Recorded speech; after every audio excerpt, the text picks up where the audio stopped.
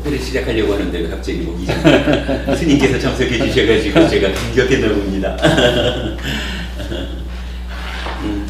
아무튼 뭐 스님께서 오늘 법회에 와주셔서 저에게 감사하고요. 앞으로 제가 잘 공부해가지고 정말 우리 아까 말씀 나눴듯이 부처님 가르침이 우리 사회에 보편적 가치로 자리 잡을 수 있도록 노력하겠습니다. 스님 많이 이끌어 주십시오. 네, 감사합니다. 함께 했으면 좋겠습니다. 그리고 법원님도 환영합니다. 시간이 많지 않으니까 제가 오늘 오늘부터 오늘이 이제 24주차가 되죠. 26주까지 그러니까 3번 법회가 남아 있는데 그 3번 법회 동안에 제가 계획하고 있는 것은 지난 몇 주 동안에 공부한 업에 대한 이야기, 이 업에 대한 이야기가 좀 더 이어져 가지고 견해라고 하는 측면으로 경전에서 이제 접근하는 부분이 있어요. 그래서 현재까지 공부한 업이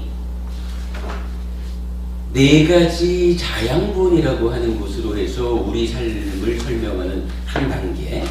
그러면 다시 사성제의 측면에서 12연기와 8정도를 통합해서 말하는 단계. 그리고 나면 12연기의 각 지분에 대해서 그 집성제, 일어나고 소멸하고 소멸로 이끄는 길, 이렇게 이제 설명되는 4단계의 정견, 바른 견해에 대해서 설하는 부분을 알아볼 거고요. 그 다음에 이제 이 경전 이외에 몇 개 경전에서 부처님이 제시하는 이런 것이 올바른 견해다. 예를 들어서 단견에도 상견에도 빠지면 안 된다. 12연기가 바른 견해다. 이렇게 말씀하는 이제 까짜야나 경이라든가 이런 그 견해를 바로 함으로써 우리 공부 방향이 바로 서고 삶이 향상하는 그러한 이야기를 3주 동안에 3주간 정리하면서 5기 법회를 마무리하고 12월부터는 그간 공부했던 내용들을 이제 좀 새롭게 새롭게 좀 순서를 잡아가지고 새로운 6개월 과정을 시작하도록 그래야 할 계획입니다. 그런 맥락에서 오늘 이제 이런 이야기를 좀 해보려 합니다.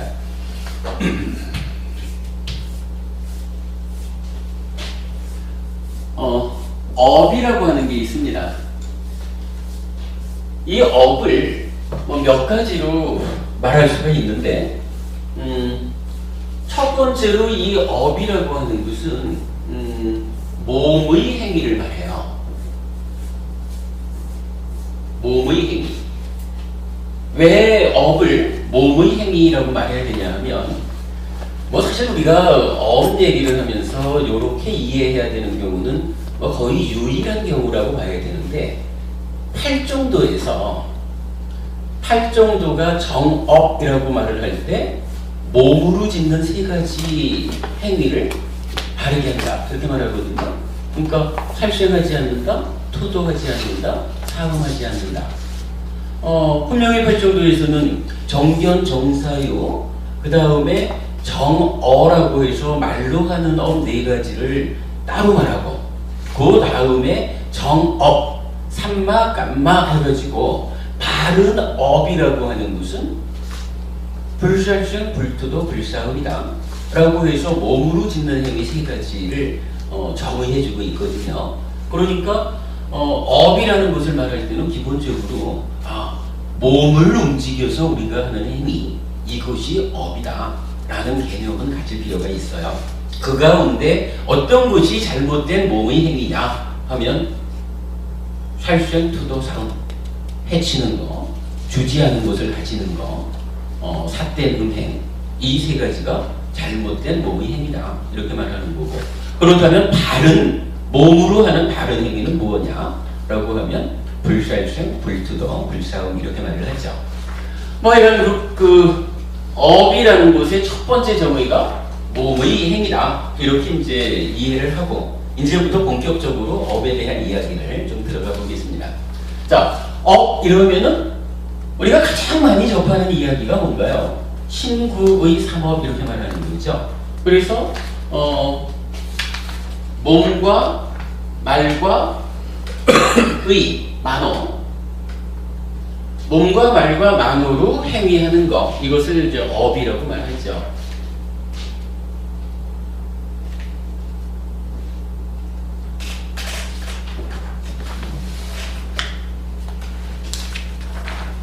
그런데 몸과 말과 만호의 행위가 업입니다라고 하는 데서 업의 정의가 사실 끝나지는 않아요. 뭐 이런 이야기를 할 수가 있어요. 몸과 말과 만호의 행위라는 것이 그냥 몸과 말과 만호로 행위하는 겁니까? 아니면 이 행위의 원인 또는 주체라고 할 것이 있습니까? 이렇게 물으면 어떤 사람들은 이렇게 대답을 합니다. 원인, 조건 이런 거 없습니다. 원인도 조건도 없이 단지 몸과 말과 만호로 행위할 뿐입니다. 이렇게 말하는데 부처님은 이거 아니다 라고 말을 합니다. 그렇지 않다. 원인, 조건은 있다. 그러면 여기에 대해서 이제 부처님은 말씀하시기를 있다 이렇게 하셨어요. 그러면 원인과 조건이 있다면 이 원인 조건은 무엇입니까? 라고 물을 때 어떤 사람들은 이렇게 얘기를 해요. 내가 전생에 지은 바 업이 있습니다.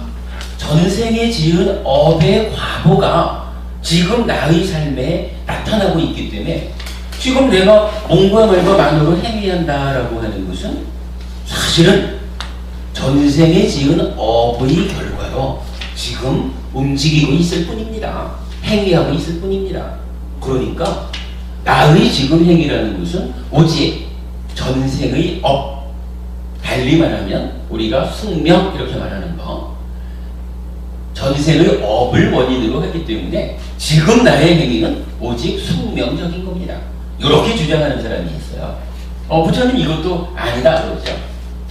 숙명적으로 물론 전생에 내가 지은 업이 또는 뭐 금생이라도 과거에 내가 지은 업이 지금 나의 삶, 나의 행위에 영향을 미치는 것은 사실이지만 그것은 오직 다양한 조건 중에 한 가지로 관여할 뿐이지 그것이 내가 행위하는 원인이다, 주체다 이렇게 말할 수는 없다라고 부처님은 말하는 거예요. 그래서 이건 부처님은 이렇게 전생의 업을 원인으로 몸과 말과 만으로 행위합니다. 이렇게 말하는 거 틀렸다 이렇게 말하죠. 그리고 세 번째가 사실은 창조주 하나님이 계십니다. 창조주 하나님이 계셔가지고 있어 하니까 세상이 생겨났죠. 그 세상 가운데 나도 생겨났죠. 그래서 내가 지금 살아간다, 몸과 말과 만으로 행위한다 라고 하는 것은 내가 지금 나의 어떤 것에 의해서 행위하는 것이 아니라 나를 창조한 창조주 하나님의 뜻에 따라서 살아가는 것이다. 신의 뜻이다.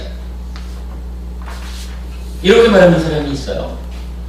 특히 힌두교, 부처님 당시로 보면 브라만교라고 하는 인도의 주류 신앙이죠. 이 브라만교에서는 한 수 더 뜨죠. 창조주 하나님 브라흐마가 있어가지고 이 브라흐마가 세상을 창조하고 보니까 우와 이뻐, 피조물들이 너무 이뻐가지고 아예 자기 몸을 피조물 숫자대로 나눠가지고 들어갔대. 그래서 모든 피조물들 따지자면 나도 피조물이다. 내 안에도 신의 분신이 들어와 있대. 그래서 사실은 내가 이 몸으로 살아가고 있지만 정말로 나라고 말할 수 있는 거, 나의 주인이라고 말할 수 있는 것은 신의 분신이요. 신의 분신, 이걸 뭐라고 하나요? 산스크리트어로 아트만 들었죠. 팔리어로는 아따 이렇게 말을 하고, 요거를 중국에 와서 번역할 때 뭐라고 했나요? 이렇게 했죠. 요 아라고 하는 거, 창조주 하나님 브라흐마가 세상을 창조하고는 그 안에 분신이 돼서 들어갔대. 이렇게 말하는 거죠.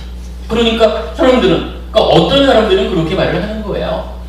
뭔가 말도 안으로 행위하면서 내가 살아가지만 사실은 이 행위의 원인 또는 주체라고 할 것이 나 스스로가 아니고 창조주 하나님의 분신, 내 안에 있는 아트만, 나의 주인, 이것이 하는 거예요. 그러니까 내가 좀 마음에 안 든다 그래서 나보고 뭐라 그러지 마라. 내가 하나 신이야지. 이렇게 말하는 거죠. 그러니까 부처님은 이것도 아니다 라고 말하죠. 그리고 부처님은 뭐라 하나요? 자, 부처님은 기본적으로 원인이나 조건이 없다라고 하는 거에 대해서 그렇지 않다, 있다 그랬거든요. 그 원인 또는 조건이 있다라고 말을 하려면 부처님이 뭐 없어, 니들 말하는 거 다 틀렸어 이렇게 말하고 끝내는 사람은 아니죠. 부처님은 여기에 대해서 원인을 알려주죠. 뭐 이렇게 말합니다. 부처님, 마음이라는 것이 있다. 마음 신자를 쓰는데 요거 빨리 오면 찢다라고 한다. 몸과 말과 마음의 행위는 찢다라고 하는 이 마음의 한 상태를 원인으로 한다. 또는 주체가 한다. 이렇게 말을 해요. 그러면 뭐 일단 요 한 가지를 놓고 우리가 분명하게 볼 수가 있죠. 부처님은 원인도 조건도 없다라고 하는 것은 아예 출발부터가 틀렸다. 그건 말도 안 되는 거다. 라고 하고 그 상태에서 그러면 원인 조건이 있다라면 이 있는 것으로의 원인 조건이 무엇입니까? 라고 할 때 어떤 사람들이 말하는 숙명? 그거 아닐세. 전생에 지은 바 업이라고 하는 것은 지금 내가 살아가는데 하나의 조건으로 개입은 하겠지만 그 조건, 전생의 업이 지금 나의 삶을 결정짓는 원인은 아니야. 이렇게 말하는 거죠. 신의 뜻? 요거는 부처님이 숙명을 말하는 거하고는 좀 다르게 표현을 해요. 신의 뜻, 여기에는 창조주 이런 개념이 들어가잖아요. 창조주가 있어서 이렇게 말을 하는 거라. 내 삶에 대해서 권한을 행사할 수 있는 권능을 가진 신, 이런 이야기죠. 그래서 우리가 보통 아는 창조주라. 그런데 부처님은 이 창조주 없어. 숙명이라는 부분에 대해서는 전생의 업이라는 것이 내 삶에 영향을 주기는 합니다. 조건으로 개입은 합니다. 다만 이것이 주된 원인이 되지 않기 때문에 부처님은 그거 아니다 라고 말을 하는데, 이 신의 뜻 이런 부분에 대해서는 창조주라는 것이 아예 없는 거라. 그러니 없는 창조주를 세워가지고는 창조주가 나를 창조했기 때문에 나는 창조주의 뜻대로 움직입니다 라고 말하는 요거는 애초에 요만큼도 현실적인 조건으로 작용하지 않는다. 이거는 100% 틀린 것이다. 이렇게 말을 하는 거죠. 그리고는 어떻게 말하나요? 요거 원인도 조건도 없다라는 거, 숙명은 아니다 라는 거, 신의 뜻 없다 이렇게 말하는 세 가지를 가지고 뭐라 해요? 불교 교리상에서 아주 중요한 자리를 차지하는 거죠. 삼종외도 이렇게 표현을 하죠. 세 가지 종류의 바깥길이에요. 바깥길. 요거 부처님이 알려주는 우리 삶의 현실이 아니라는 거예요. 절에 다니는 수십 년 평생 절에 다닌 사람들 가운데도 상당히 많은 사람들이 이렇게 전생에 지은 바 업장이 두터워서 이렇게 숙명적인 삶을 살아가려는 사람들이 많이 있죠. 요거 부처님이 가르쳐 주신 길 아닙니다. 바깥길입니다. 바깥길에 묶여가지고 살아가는 거 엄밀히 말하면 불자의 삶이 아닙니다. 요거 아셔야겠죠. 이런 데는 표현하자면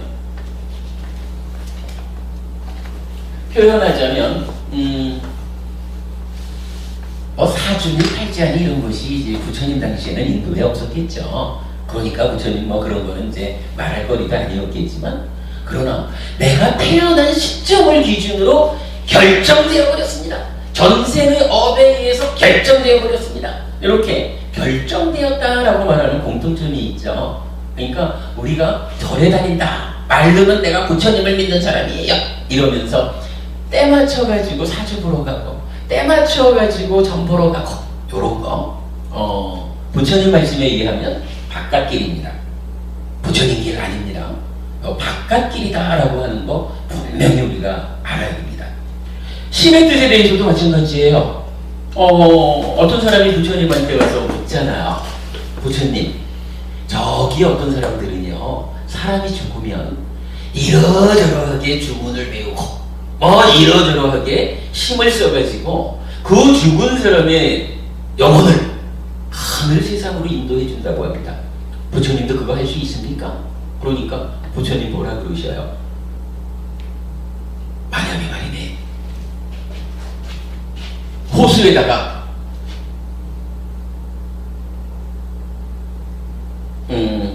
항아리를 하나 놓고 이 항아리에다가 자갈을 채웠다. 자갈을 채우고 이걸 깨뜨리면 어떻게 되는가?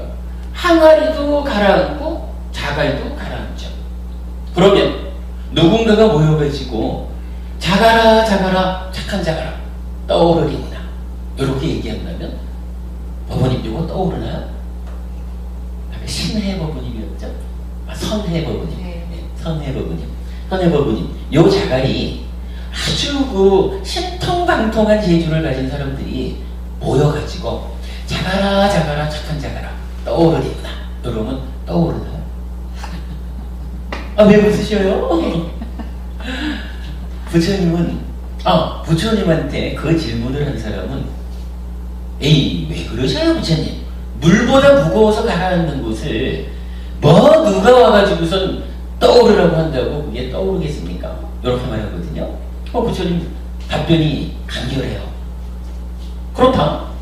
너희 아버지가 살아서 지은 업이 무거워가지고 업의 힘에 의해서 밑으로 내려가는 곳을 누가 있어서 끌어올려줄 수 있겠느냐?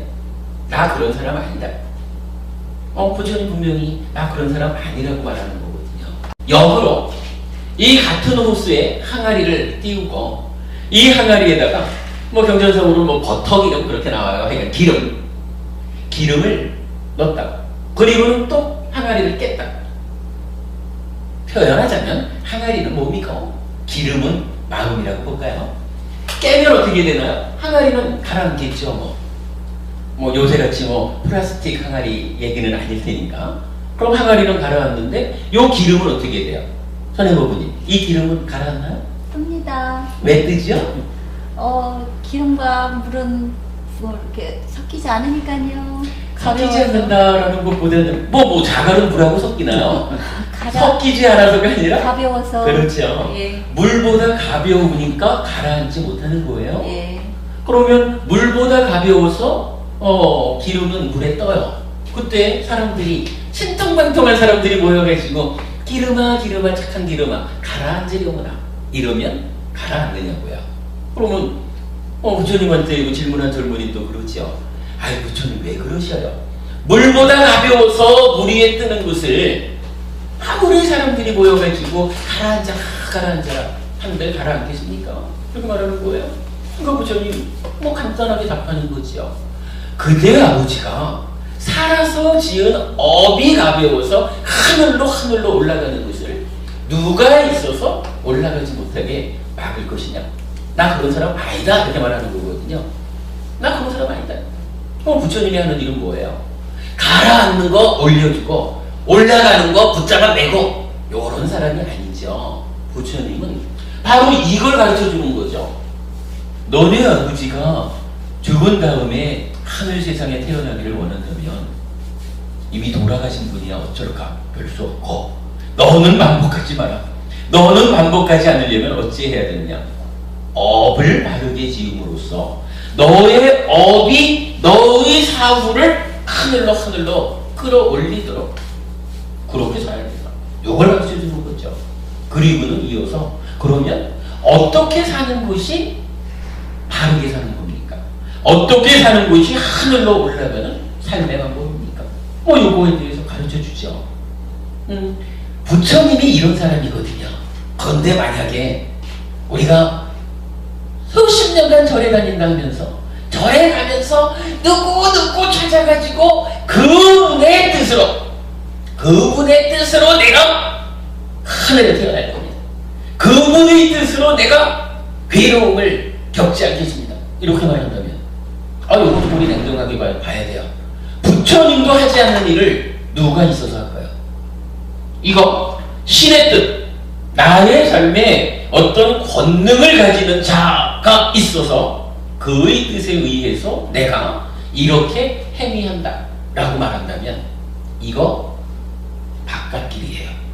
바깥길이라는 표현 여러분 주목하셔야 됩니다. 이거 부처님이 알려주시는 길 아닙니다.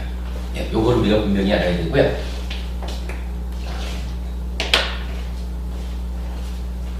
이렇게 놓고 보면 이제 바깥길은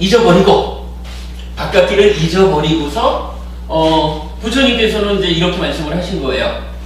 몸과 말과 만으로 행위하는 것이 업이다.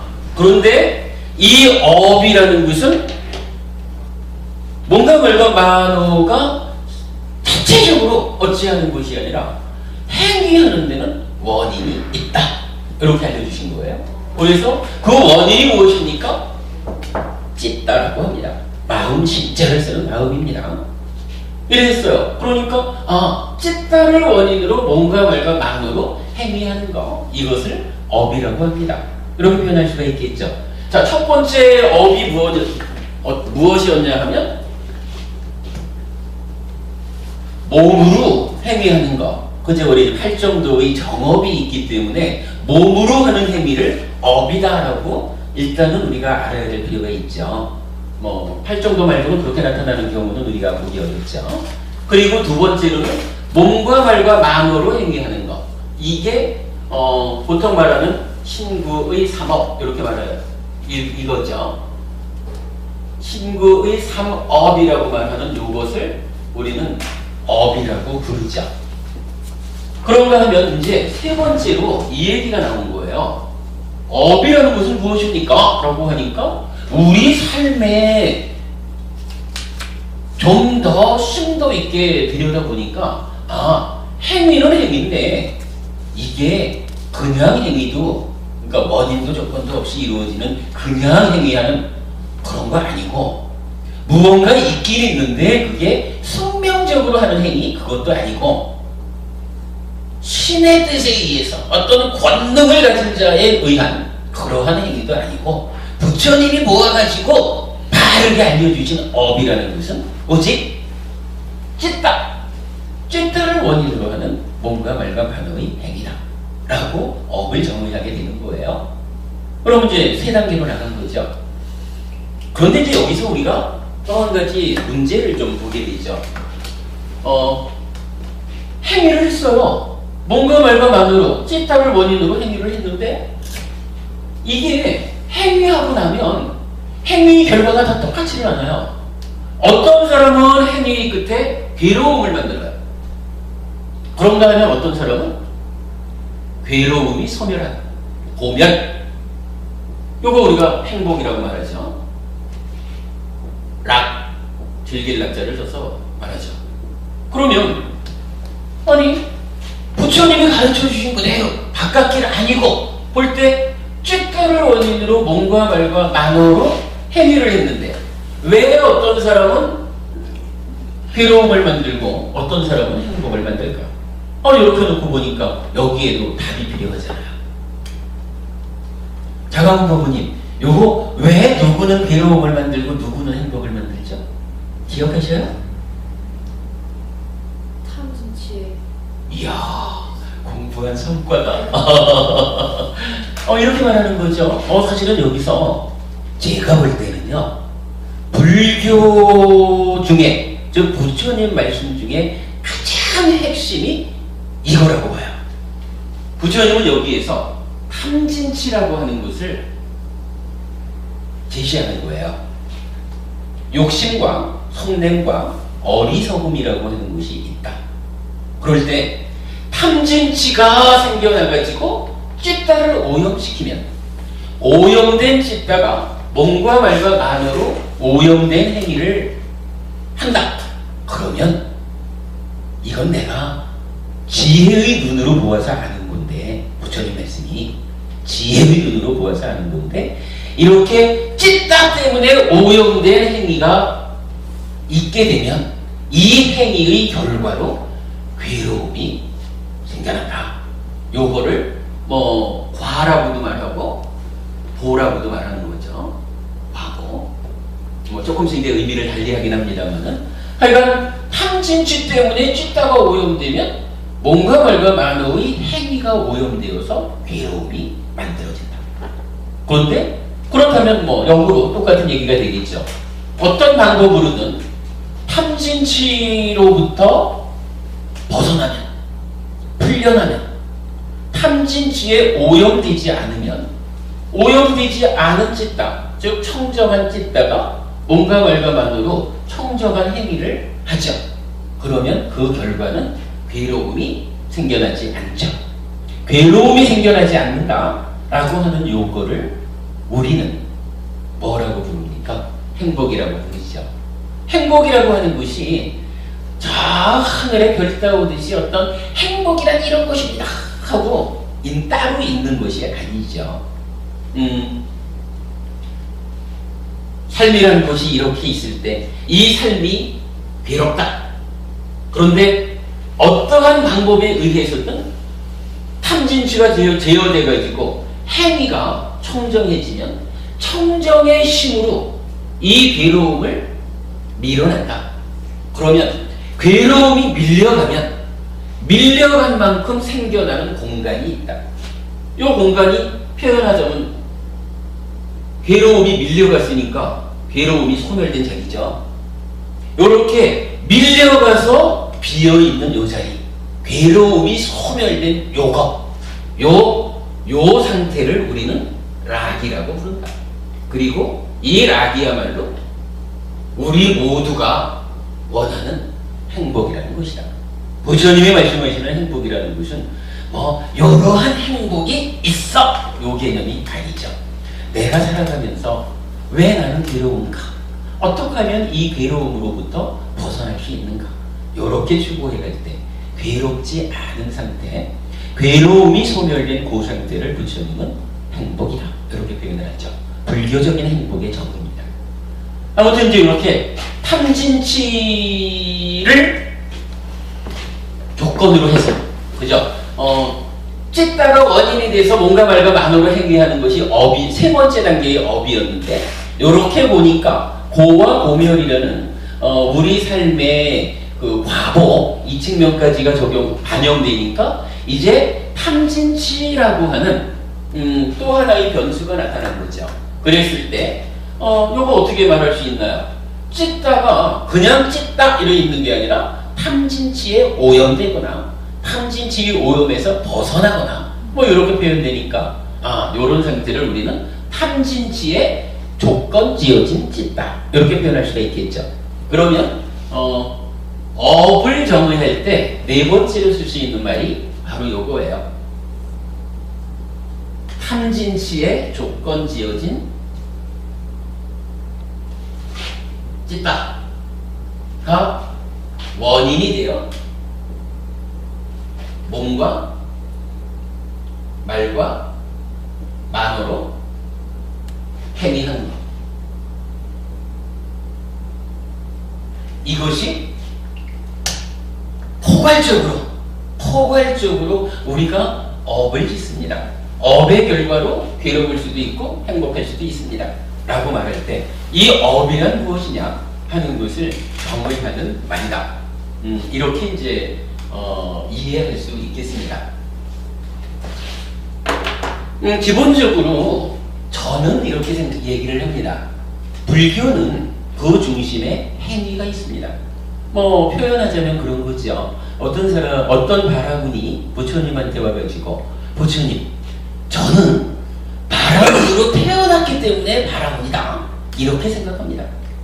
하는데 어떤 사람은 와가지고 부처님, 저는 바라문으로 태어나지는 않았지만 바라문 같은 행위를 하기 때문에 바라문이라고 생각합니다. 어떤 것이 옳습니까? 이러면 부처님은 그렇게 말하죠. 태어남에 의해서 그대의 어떤 것이 결정되지 않습니다. 그대의 행위가 어떠하냐에 따라서 그대가 정해집니다. 그렇기 때문에 불교적으로는 행위가 나의 삶이다. 행위가 나의 존재다. 이렇게 이제 말하게 되죠. 그러니까 업이라고 하는 것은 그야말로 우리 삶의 중심이다. 삶 자체다. 그리고 불교의 중심이다. 이렇게 이제 표현을 해요. 저는 하여간 최근에 와가지고는 그렇게 말을 합니다. 이렇게 탐진취의 조건 지어진 찢다가 원인이 되어서 몸과 말과 만으로 행위한다라고 하는 하나의 도표가 있는데 이 도표야말로 불교의 중심이다. 이렇게 이제 표현을 하고 있어요. 자, 이렇게 이제 불교의 중심이 되는 업의 개념을 말씀드린 것으로 하겠습니다.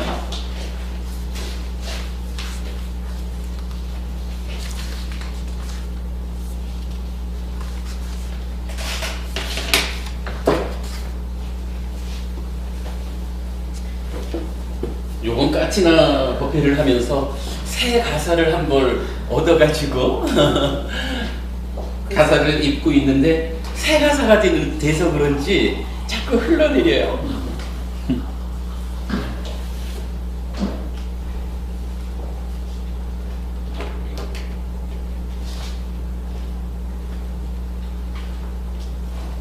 업에 대한 개념을 알아봤고요. 이제 이 업을 몸과 말과 만어의 행위에서 보통 세 가지로 말을 하고 있지만 요거를 조금 더 확장해서 이해해보는 작업이 좀 필요합니다. 그래서 보면은 일단 몸의 행위라는 것은 세 가지로 말을 해요. 살생, 죽인다 이러지만 죽인다는 개념 앞에 그 다른 생명을 해치는 거 이렇게 말하죠.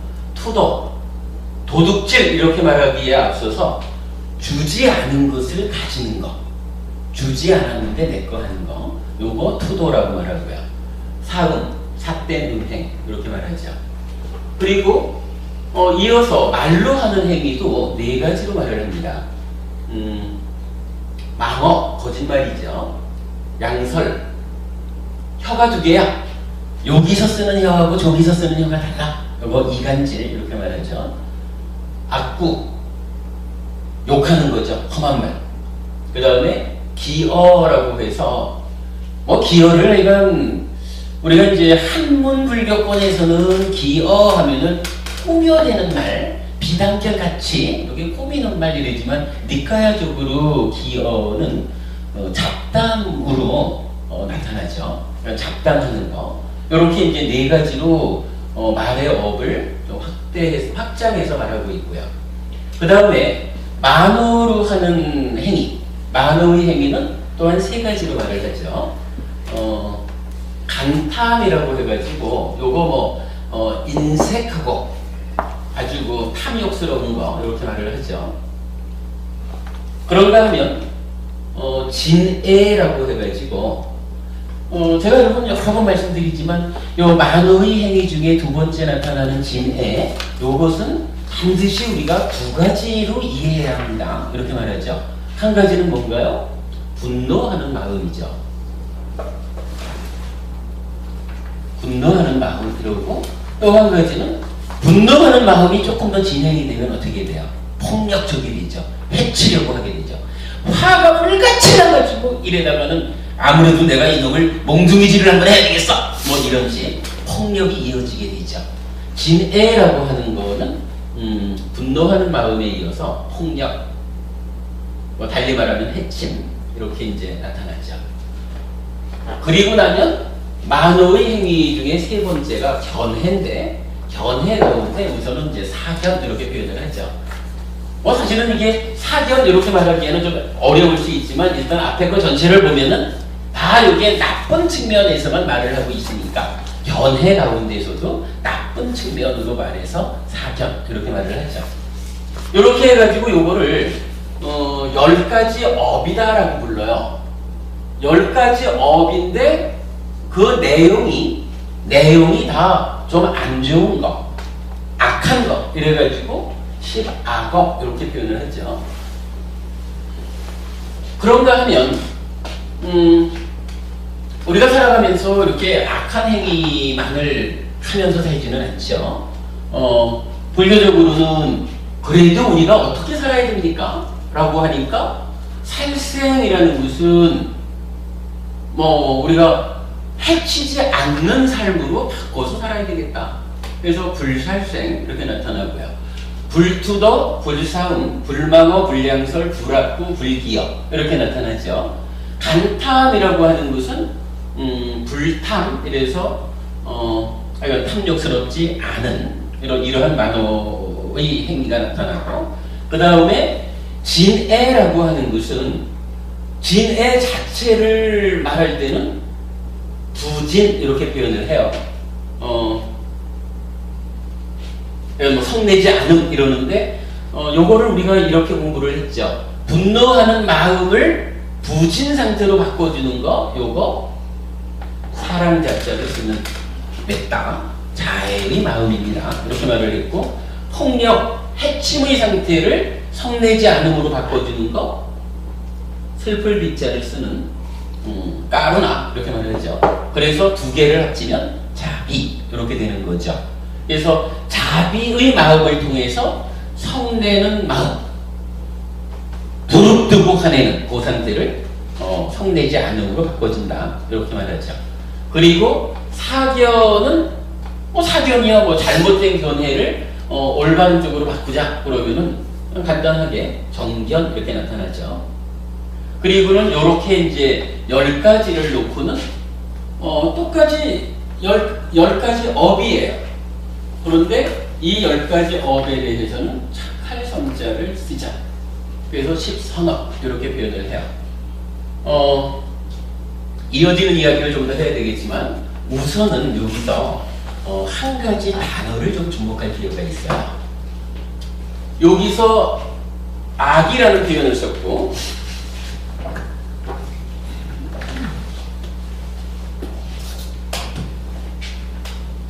여기서는 선이라는 표현을 썼어요. 우리가 당연히 이제 한자로 표현하니까 선악 이렇게 되는데, 요것을 빨리 원전에서는 어떻게 쓰고 있는가 그걸 좀 볼 필요가 있는데, 착하다라고 표현된 요 자리를 빨리 원전에서는 꾸살라라고 하는 단어를 써요. 꾸살라. 그리고 악하다라고 표현된 요 단어는 꾸살라의 반대말 악꾸살라 이렇게 쓰거든요. 꾸살라, 악꾸살라.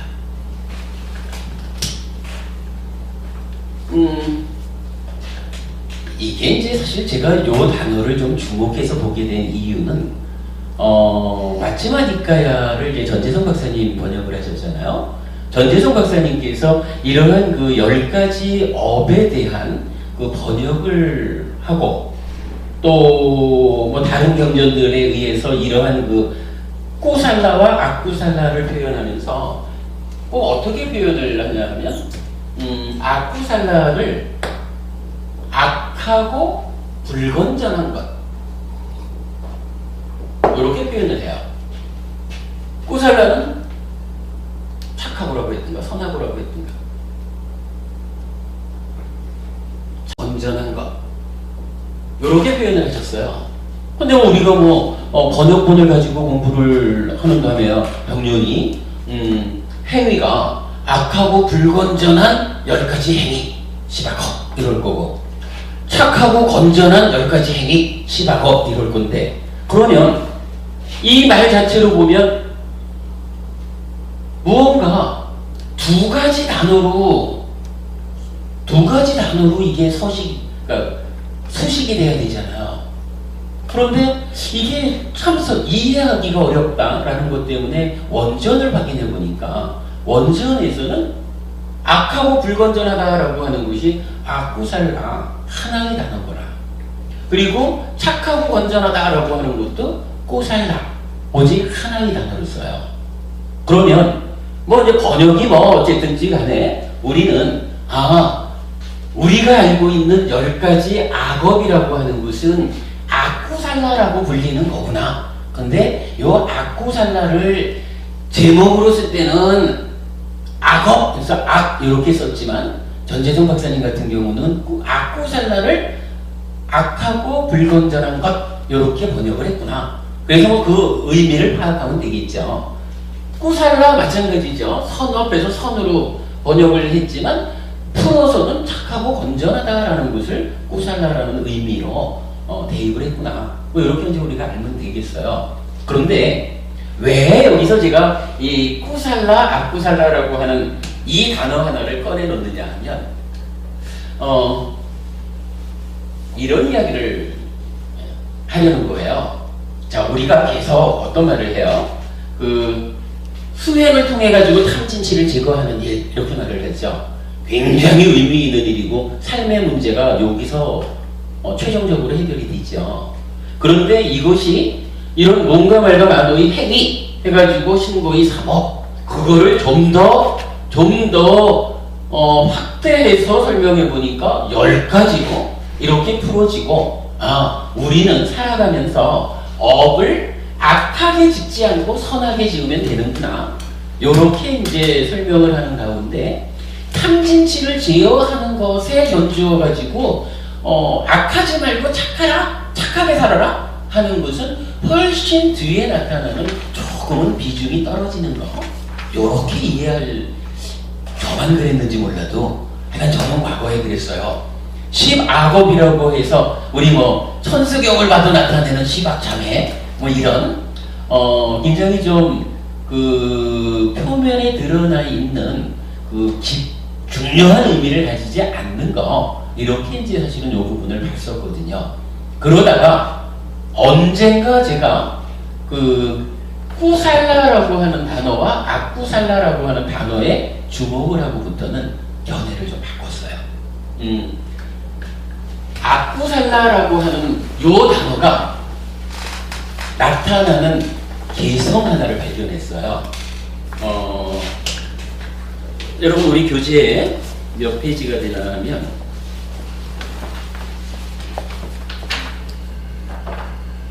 204페이지 한번 보십시오.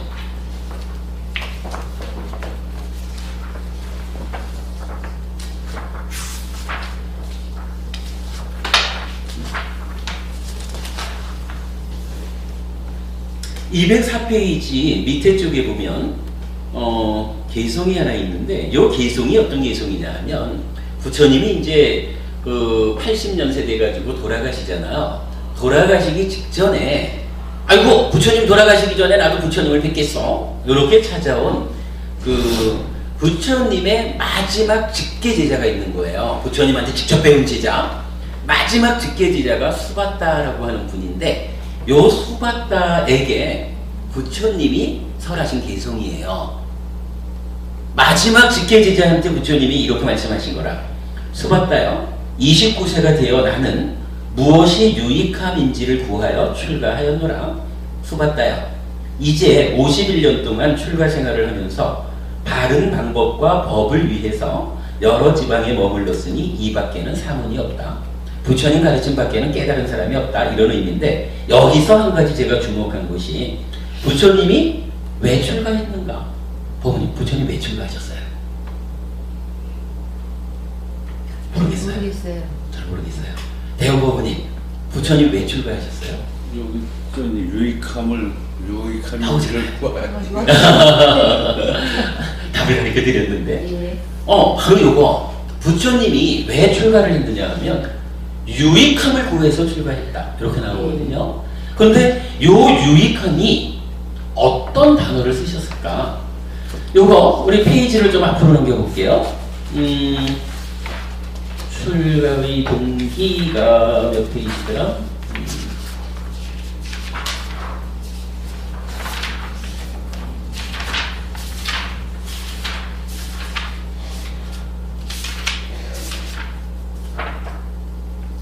(140쪽이요)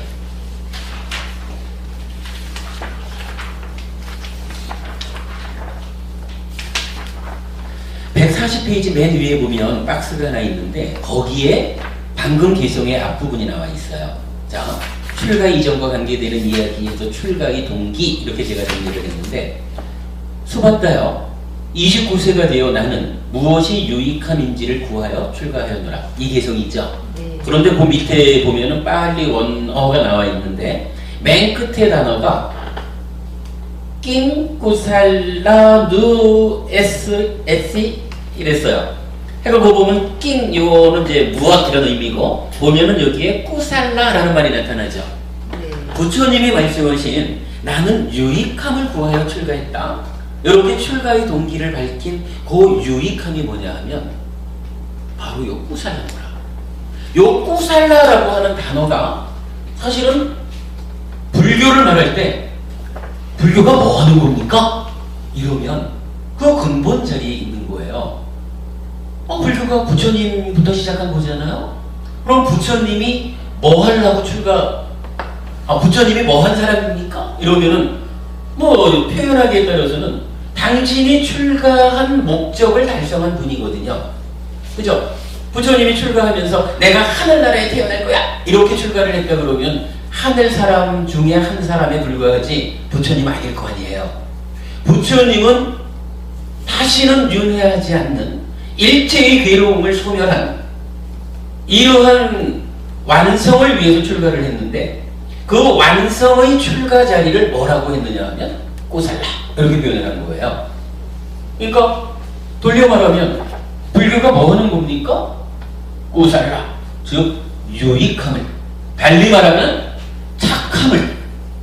착함을 구하는 종교가 불교입니다. 이렇게 말할 수가 있는 거예요. 타당하죠.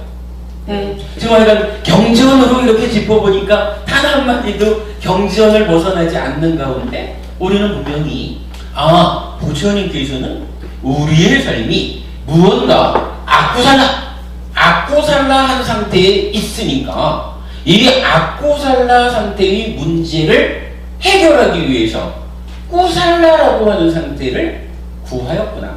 그리고 그것을 성취하니까 아라한, 최초의 아라한 부처님 이렇게 불렸구나. 요걸 알 수가 있는 거죠.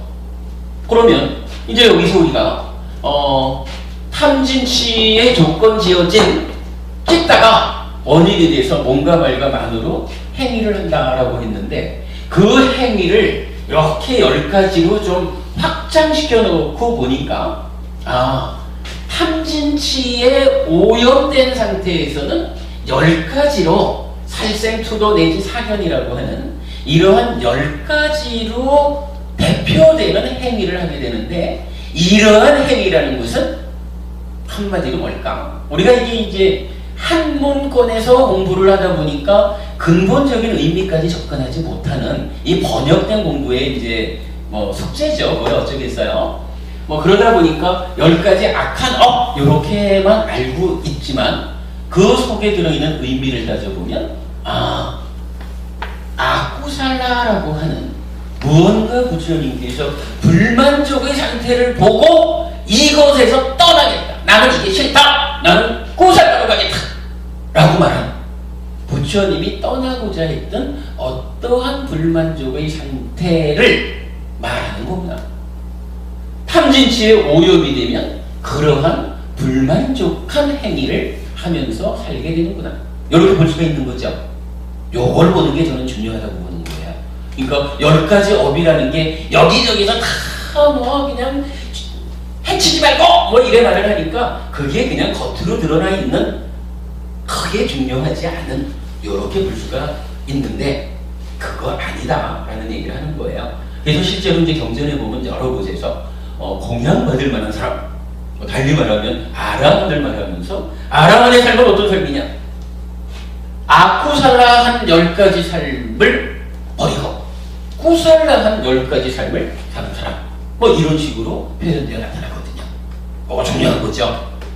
구살라 이 부분을. 그러니까 결국 탐진치의 오염 상태에서는 악구살라한 삶을 살게 되지만 우리가 어떠한 방법이든지 동원을 해서 효과적으로 탐진치가 제어됐다. 그러면 청정한 찢다가 청정하게 행위를 하면 어떻게 돼요? 꾸살라한 10가지 행위를 하면서 살게 된다. 이러한 의미죠. 이건 우리가 부처님께서 마지막 직계지자인 수바타 존자를 위해서 한마디 개성을 읊어주는 그 자리에서 부처님께서 출가를 하게 된 동기, 출가의 목적, 그 부분을 본 거죠. 그리고 그 동일한 목적을 나타내는 꼬살라라는 단어가 바로 이 자리에서 나타나고 있다. 그렇다면 이렇게 업을 설명하는 일은 참으로 불교의 그 핵심이 되는 이야기가 될 것이다. 그렇게 보는 거예요. 그만큼 하여간 그 중요한 이야기로서 10가지 업을 말하게 되고. 자, 그러고 나면 이제 여기서 그럼 이제 한 가지를 더 봐야 되겠죠. 부처님은 악구살라를 버리고 꾸살라를 찾아서 출가를 했는데, 그러면 악구살라라는 건 뭐길래 버리고 꾸살라는 무엇이길래 찾아서 구했을까? 요걸 봐야 되겠죠. 처음 뵈니까 자꾸 묻고 싶어요. 선생님, 저기 악구살라는 어떤 거길래 부처님이 이거를 버리고 꾸살라를 구해서 출가하셨을까요? 그리고 완성했을까? 우리에게 고를 고통을 주는 것이기 때문에, 고의 원인이기 때문에 그거를 멀리하고. 이렇게 우승한 학생이 계신 줄 몰랐습니다. 세상에 한 번만에 100점짜리 답을 주시다니. 제가 지금 오늘 수업에 그 방향을 잡아 나가는 데 있어서 그러니 그 부분에서 방향을 잡는 거예요. 자, 10가지 업이 악구살라하게 지어진 것은 무슨 문제가 있길래 부처님이 버리고 꾸살라한 곳으로 찾아갔을까라고 하니까 바로 이게 우리 법에서 제일 많이 하는 말. 부처님께서 이러시죠. 뱀의 비유의 경 이런 데서 나타나죠. 나는 오직 고와 고멸을 말했을 뿐이다. 이렇게 말하거든요. 부처님, 나는 내가 살아가는 곳이 괴로움이다 라고 하는 것을 알았다. 자각했다. 그래서 이 괴로움이 싫어서 괴롭지 않은 삶을 찾아갔다. 그리고 내가 이곳을 완성했다. 나는 실현했다. 내가 실현한 그 길 그대로를 가르쳐 주겠다. 요거 따라오면 그대들도 괴로움이 소멸된 요 자리에 올 수 있다. 요거 부처님 가르치는 모든 것이잖아요. 요거 조금 이제 덧붙이면 요 괴로움이 원래부터 있나요? 아니죠. 무언가 조건이 있어서, 원인이 있어서 생겨나죠. 그거를 뭐라고 불러요? 집, 이렇게 말하죠. 그리고 요 집이 가래다. 가래라는 것을 원인으로 괴로움은 생겨나는 것이지, 원래 괴롭다라고 정해져 있는 건 없다. 이렇게 말하는 거죠. 그러면 괴로움의 소멸이라는 것은 뭔가요? 원인이 되는 가래를 없애버리죠. 요 가래만 제거해버리면 원인이 없는 상태에서 괴로움이 일어나지 못하죠. 괴로움의 소멸이죠. 멸, 이렇게 말하는 거고. 그러면 마찬가지로 이 괴로움의 원인인 가래가 없는 상태를 만들자라고 했을 때 요 상태는 원래 있나요? 말만 그냥 가래야 너 비켜라 이러면 가래가 비켜줘가지고 괴로움이 소멸된 행복한 상태, 달리 말하면 열반이 오나요? 그건 아니죠. 괴로움이 소멸된 요 상태, 즉 가래를 제거하기 위한 하나의 과정이 필요하죠. 그거를 뭐라고 불러요? 괴로움을 소멸하는 길에서 고멸도 이렇게 말하고, 대표적으로 그냥 도 이렇게 말하죠. 그리고 이게 구체적으로는 중도라고 말하고, 더 구체적으로는 팔정도 이렇게 말하는 거죠. 그럼 결국 부처님께서 말씀하시는 고집멸도의 사성제라고 하는 게 따지면 별게 아닌 거라. 오직 부처님이 말씀하시는 나는 고와 고멸을 말했을 뿐이다. 그런데 이 고라고 하는 것이 원래부터 괴로운 이런 것이 아니고 조건 지어진 거다. 그래서 조건 관계를 밝혀준 게 집이고 괴로움을 만드는 그 조건을 소멸하는 방법 요걸 밝혀준 게 고. 그래서 고집멸도 사성제가 되는 거죠. 그럼 불경의 중심에는 오직 고와 고멸 요게 있는 거예요. 부처님은 그렇게 말하죠. 나는 오직 고와 고멸을 말했을 뿐이다. 그런데 바로 요 얘기가 이 꾸살라가 무엇길래 부처님은 떠나고자 하고 악꾸살라 꾸살라는 또한 무엇이길래 그것을 구하려 했는가, 그래서 완성했는가, 이렇게 놓고 보면 불교를 전체적으로 볼 때 꾸살라와 악꾸살라에 이것은 이것이다 라고 대입할 수 있는 게 뭐가 있겠어요? 요게 있는 거죠. 그러니까 악꾸살라라고 하는 것은 뭐 전재성 박사님 같은 경우 악하고 불건전한 거 이렇게 표현을 했는데 구체적인 내용을 보자면 괴로움을 만드는 거 이런 얘기죠. 괴로움을 만드는 거. 그러니까 10악업 이랬을 때 10가지 악구살라 깐다 이렇게 말하는 것은 괴로움을 만드는 행위 10가지 이렇게 말하는 거죠. 그리고 부처님은 나는 그런 괴로움이 싫어, 괴로움이 소멸된 상태로 할 것이야 라고 하고, 이렇게 괴로움을 만들지 않는 행위 이것을 무살라 이렇게 표현하는 거죠. 고멸을 만드는 거. 그러니까 뭐 간단한 거죠. 우리가 지나면서 괜히 그냥 길 가는 강아지 한번 빵 걷어차고 가면 당장은 스트레스가 확 풀릴지 몰라도 돌고 돌아보면 경우에 따라서는 그 걷어차는 그 순간 허벅지 물릴 수도 있고, 돌고 돌아보면 어떤 형태로든 나에게 괴로운 결과를 가지고 온다 그렇게 말하는 거죠. 그러니까 살생이라는 것은 악고살라 괴로움을 만드는 행위입니다. 하지 마셔요 그렇게 하는 거고요. 지나가면서 그냥 꾀죄죄 초라하고 병들은 것 같은 강아지를 보고는 에이구 저 불쌍한 거 이래가지고 들고 가던 빵이라도 한 조각 떼서 주면 해치는 행위 대신에 살리는 행위 이렇게 되는 거죠. 해치지 않음 좀 더 적극적이면 살림 이렇게 말하는 거.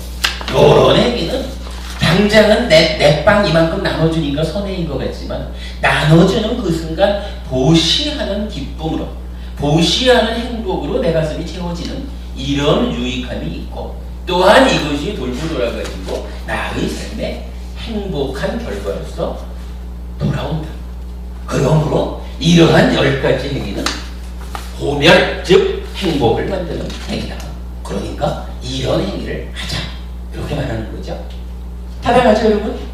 이 부분에 대해서 우리가 이 꾸살라라고 하는 이 한 가지 단어를 통해서 중요한 측면을 한번 보았다 이렇게 정리를 탁월하세요. 네? 탁월해요. 탁월해요? 예. 악구살라, 쿠살라 그렇죠. 오늘 확실하게 알고 가요. 아 그렇죠. 예. 탁월합니다. 이 탁월함은 저기 분위기를 보아서는 그 저를 칭찬해 주신 것 같은데 저를 칭찬하지 마시고 이것은 부처님께서 어떻게 단어 하나도 그렇게 적절한 곳에 배치함으로써 그죠? 네. 참 마지막 뒷계지자인 수박사尊자를 위해서 한마디 하신 그 자리에 요 단어를 쓰심으로 인해서 10가지 업의 꾸살라, 악꾸살라를 통해서 우리의 삶의 지향, 방향성을 딱 제시하잖아요. 탁월하죠. 네. 요걸 찾아내는 일이 또 우리들이 하는 일이고요. 아 맞습니다. 아주 훌륭한 일입니다. 근데 그 네. 선과 악이 있잖아요. 아 네네. 네. 저기에 이제 그 중국에서 가져온 한문 문화권이라 선악을 쓸 수도 있었겠지만 예. 원래 근본적으로 이 반대되는 개념, 이제 아 붙이면 이제 부정적인 거라 악이라고 볼 수 있지만 이제 통상 불교에서는 악이라는 용어를 잘 안 쓴다고 하는 얘기도 있더라고. 그래서 불선업 뭐 이렇게 표현하는 사람들. 아 예. 글쎄 그 관계는 제가 잘 모르겠습니다. 선과 악으로 이렇게 이중적으로 구별하지 않는 게 부처님 법이라는 얘기도 있어요. 뭐 그 얘기는 뭐 이런 얘기와도 같겠죠. 고와 락 이렇게보다 고와 고멸 이렇게 쓰는 경우랑 통할 수 있는 거죠. 근데 이제 딱 그렇게 100%는 아니죠. 또 우리가 저기 느낌 이럴 때 락, 고, 불고불락해서 즐겁다는 느낌과 괴롭다라는 느낌 이렇게 쓰기도 하고 뭐 그러니까 이제 이걸 100% 말할 수는 없을 것 같은데 다만 우리는 이렇게 이해하면 좋을 것 같아요. 우리가 한문 문화권에 사니까 이 10가지를 10악업이라고 우리는 아는 거고 10가지를 10선업이라고 아는데 요렇게 악한 업 10가지, 선한 업 10가지 요렇게 아는 데서 끝나면 조금 뭔가 부족한 것 같고 우리가 공부를 좀 잘 방향 찾아서 해보면 아 이것이 원어로는 꾸살라고 악꾸살라구나 이 두 가지 의미를 부처님께서 설하신 그 어떤 본질적인 의미를 접근해 보니까 악하다라고 쓴 요 악구살라는 정확한 의미를 따지자면 괴로움을 만드는 것을 말하는구나. 그래서 10악업이라고 말하지만 이게 악하다 해서 남을 걷어차는 남을 해치는 행위 이렇게 이해하기에서 한 단계 더 넘어가서 내 스스로 괴로움을 만들지 않는 행위를 말하고 있구나. 요렇게 악업의 의미를 정확히 아는 것이 이제 중요하다.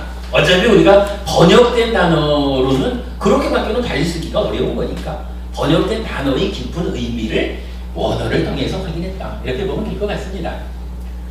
자, 그리고 이렇게 지금 이제 꾸살라와 악꾸살라를 가지고 그 10가지 업에 대한 이야기를 했는데 그래도 우리가 이제 뒤집어가는 과정에서 요거 한 가지는 그래도 더 짚어봐야 될 것 같아요.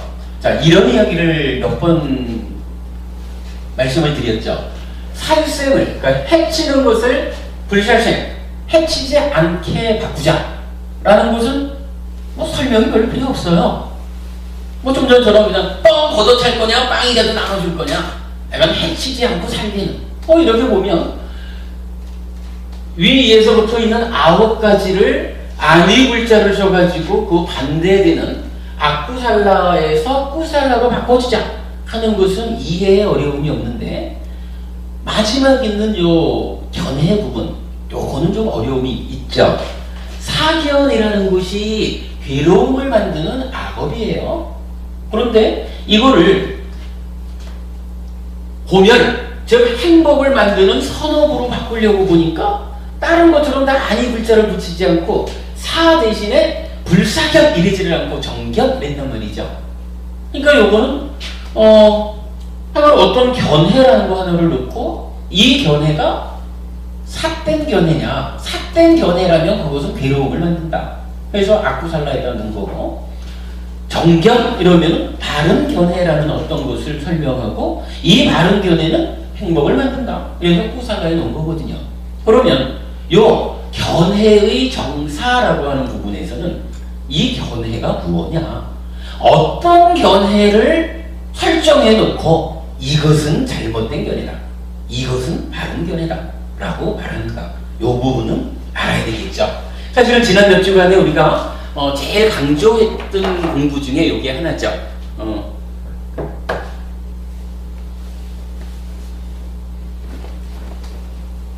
새 옷 입고 자랑 좀 하려더니 되게 불편함을 줍니다.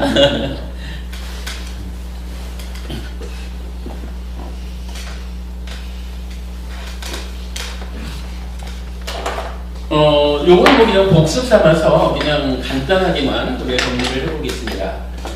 자, 우리가 지난 몇 주간에 요 견해라는 것을 경전에서 나타나는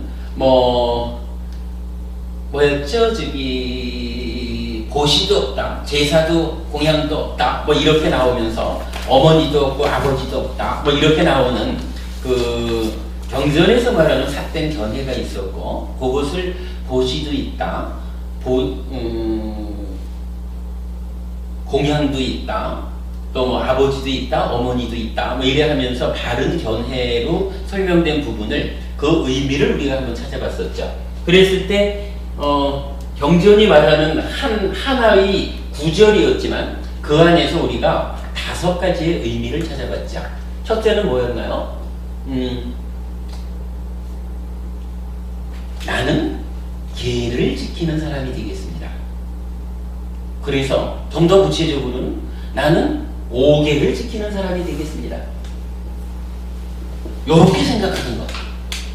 그러니까 계를 지킨다는 것은 나의 삶을 보호해 주는 것입니다. 그렇기 때문에 나는 스스로 나를 보호하기 위해서 5계를 지키는 사람이 되겠습니다. 이렇게 생각하는 것이 바른 견해다. 이렇게 말한 거였죠. 두 번째는 보시라고 하는 것은 공덕이 되는 행위입니다. 나의 삶을 하늘로 이끌어주는 행위입니다. 그러므로 나는 보시하는 사람이 되겠습니다. 이렇게 생각하는 것이 두 번째의 바른 견해, 이렇게 나타났었죠. 세 번째로는 업인과보 이 부분을 봤죠. 이건 뭐였나요? 행위에는, 즉 업에는 과보가 따릅니다. 이건 두 가지로 제가 설명을 드리죠.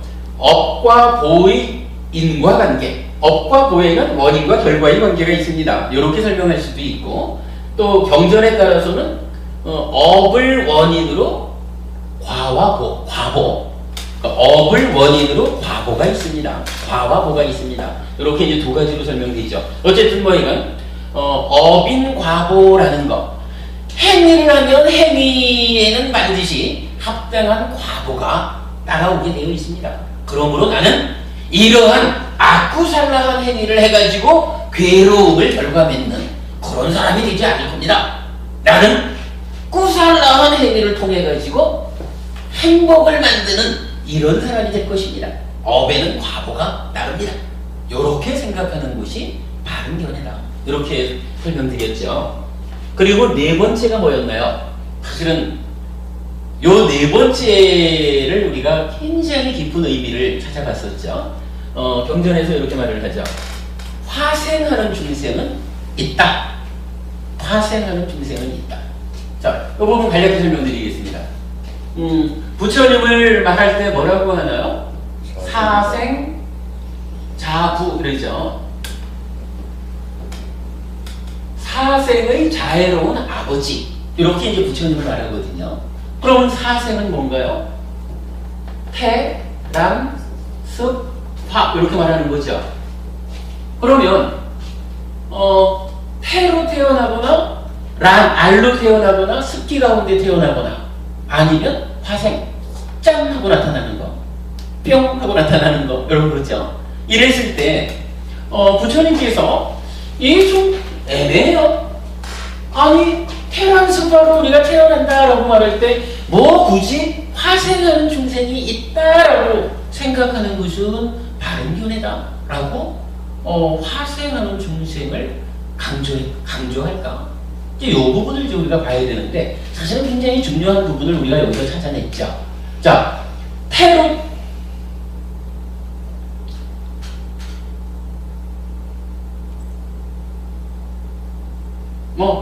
간략하게 말하면, 태란 습, 요 세 가지로 태어나는 중생들이 있죠.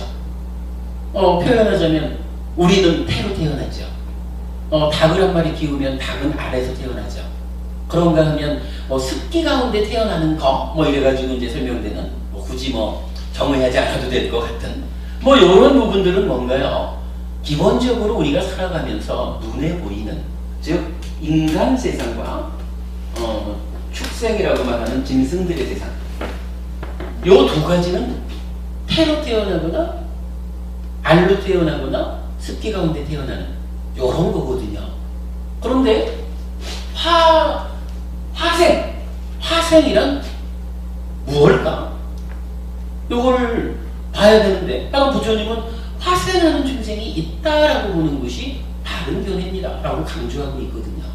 그랬을 때 그럼 화생이 뭐냐? 요걸 우리가 어떤 쪽에서 그 의미를 찾아봤나요? 이렇게 봤죠.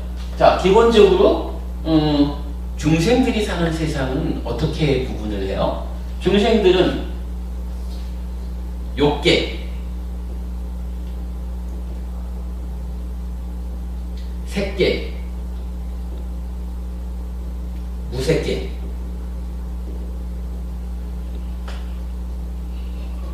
요거를 합해가지고 우리가 3계 이렇게 말을 하잖아요.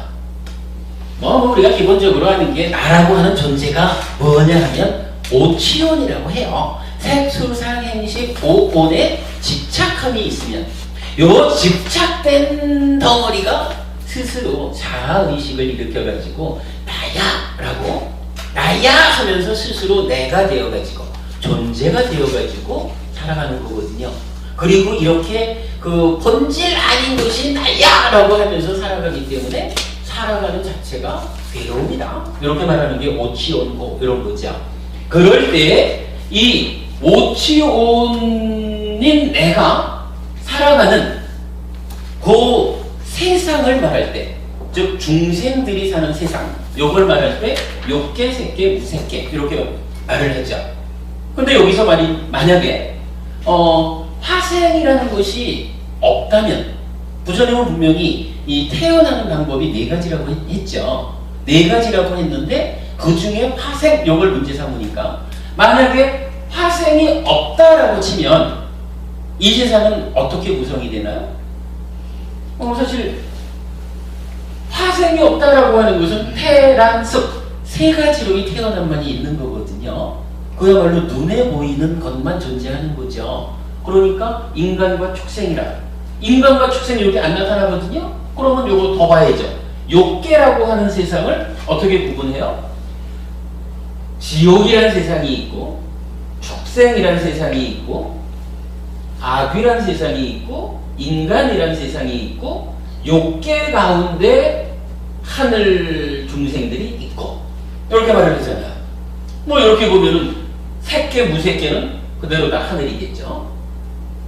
이렇게 이제 욕계 색계 무색계의 3계를 조금 다른 측면에서 분류를 해보니까 지옥 중생, 축생, 악귀, 인간, 하늘 중생 이렇게 5가지로 나뉘어지죠. 이 5가지 나뉘어진 것은 어떤 경우에 쓰는 말인가요? 우리가 윤회합니다. 살다가 죽으면 몸이라고 하는 것은 기껏해야 100년짜리이기 때문에 100년 지나면 죽을 수밖에 없고 마음이라고 하는 것은 어떤 형태로든 수행을 통해서 해탈할 때까지 요 탐진치를 제로로 만들 때까지는 죽고 싶어도 죽지도 못하는 그런 것이 마음이다. 그러니까 마음은 오래 살아야 되는데 몸은 100년밖에 못 사는 요런 현실이니까 100년 지나서 몸이 나 수명 다 했습니다 하고 죽어버리면 우리가 경전을 통해서 아는 거지만 몸과 마음이 혼자서는 못 살잖아요. 몸은 반드시 마음과 함께하고 마음은 반드시 몸과 함께하는 서로 조건되는 관계이기 때문에 살다가 몸이 죽으면 새로운 몸과 만나야 되잖아요. 그러면 마음의 입장에서는 파트너인 몸을 바꾸어가면서 계속 살아가는 거지만 몸을 기준으로 우리가 볼 때는 아이고 먼저 몸은 죽었고 지금 이 몸으로 내가 살고 조금 지나면 이 몸도 죽고 새로운 몸으로 또 살아야 되고 이런 걸 뭐라 그래요? 윤회라고 했잖아요. 그죠? 윤회라는 게 그런 거죠. 그러면 이 윤회하는 과정을 부처님은 어떻게 표현하나요? 지옥, 축생, 악이, 인간, 하늘이라고 하는 오도 5가지로 설명을 하죠. 물론 이제 주로 이제 대승권에서는 요 중간에 수라라는 세상을 끼워가지고 이제 뭐 육도 윤회를 한다 이렇게 말하지만 니카야에도 아수라는 나타나요. 아수라는 그 존재가 여러 개 경전에서 나타나는데 윤회를 설명하면서 하나의 길로 표현되는 것은 잘 못 봐요. 그래서 니카야에서나 이런 5도 윤회를 해요. 그러면 이렇게 우리가 3계거나 아니면 5도를 윤회하면서 해탈할 때까지 아라한을 성취할 때까지는 살아가야 되는데 그러한 삶을 설명하는 가운데 만약에 화생이라는 거? 에이고 보이지 않는 걸 어떻게 있다고 믿어? 이렇게 생각을 하면 여기서 이제 심각한 문제가 생기는 거예요. 화생이 없다라고 하는 얘기는 태어남이 태란습 3가지밖에 없다는 거거든요. 그거는 뭐냐면 이 5가지 가지의 윤회 과정 중에 오직 인간과 축생 두 가지밖에 없다는 거잖아요. 그렇게 되면 이 얘기는 뭐예요? 윤회하면 이거 사실 아닙니다. 이런 얘기가 되죠. 뭐 달리 말하면 뭐 단별론 이렇게 말할 수 있죠. 또 이 얘기는 뭔가요? 이미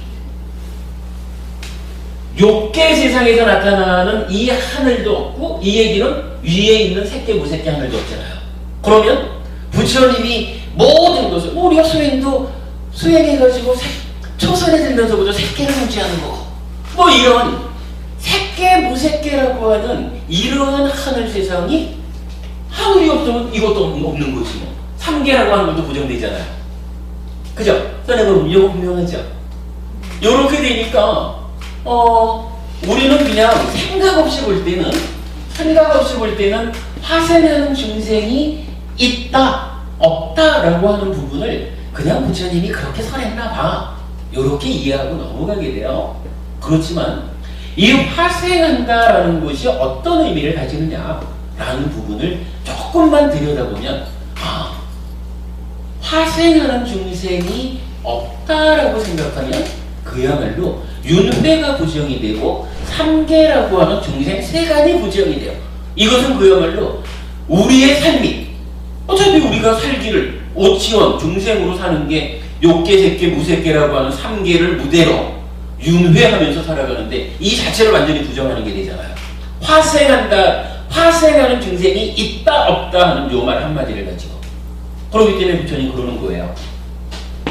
뭐 제가 쭉 설명이 되는 거지만 그 네 번째 의미로 화생하는 중생이 있다라고 생각하는 것이 바른 견해입니다.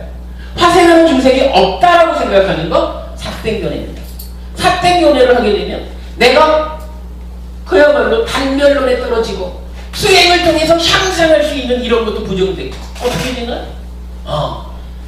이러한 삿된 견해를 가지면 내 삶은 괴로우고 향하게 됩니다. 그러나 참으로 비록 내 눈에 드러나 보이지는 않지만 나의 스승이신 부처님께서 깨달아서 지혜의 눈으로 확인해서 알려주시는 바에 의하면 참으로 화생하는 중생이 있다. 화생하는 중생이 있다라는 말을 통해서 우리가 5도에 걸친 윤회를 하고 있다. 우리의 삶의 토대는 욕계, 색계, 무색계 3개의 중생 세간을 밟고 있다. 이 부분이 설명된다. 그럴 때 우리의 삶의 토대가 설명되는 것이다. 이렇게 하는 거죠. 그래서 화생하는 중생이 있다라고 하는 것은 바른 견해고 그 견해에 의해서 괴로움을 만들지 않는다. 이렇게 이해하는 거죠.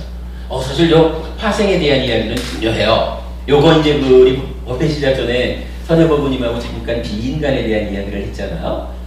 설명이 길어지니까 오늘은 그 말씀을 안 드리겠지만 요 화생하는 중생을 그 경전에서 니까야적으로 네 가지로 얘기를 해요. 한 가지는 하늘 사람, 대왕. 두 번째로는 지옥 중생 이렇게 말하고요. 세 번째로는 죽은 다음에 벌을 받아야 된다. 뭐 이런 식의 의미를 가지는 한 부류를 말해요. 그러면 악이지 뭐. 악이라는 세상은 인간보다도 그래도 살아서 지은 죄가 많아서 가서 배고픈 귀신 노릇을 하고 있지. 그거 나쁜 짓 해가지고 벌 받는 거 이렇게.